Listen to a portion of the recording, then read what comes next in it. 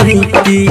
बाबा इंजन धुआं समैती खाली चिलम के खूब धना कहबै छै छौरा चिलम के खूब धना कहबै छै बाबा इंजन धुआं समैती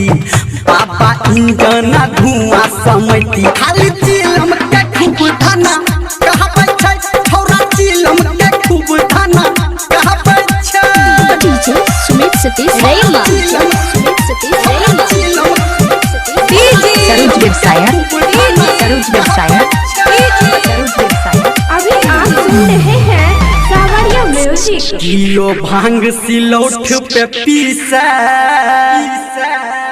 कियो रगड़ा हाथ के मुट्ठी में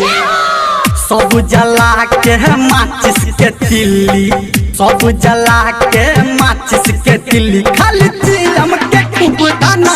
कहबै छै छौरा चिलम के खूब धना कहबै छै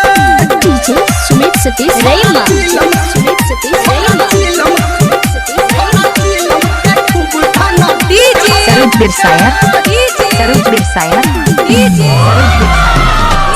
उजल सगरो बम बम लहरी लहरी देख सावन के सोमवारी में भोला बाबा के जलवा चढ़ा के भोला बाबा के जलवा चढ़ा के खाली चिलम के खूब धना कहबै छै छौरा चिलम के खूब धना कहबै छै डीजे सुमित सतीश रैमा सुमित सतीश रैमा सरोज व्यवसाय डीजे बाजा बम सब नाचा महाकाल के सब गाना पे हे रे धर्मेंद्रा के संग में बोला के संजय गौतम के संग में बोला के छौरा चिलम के खूब धना कहबै छै खाली चिलम के खूब धना कहबै छै बाबा इंजन धुआं समैती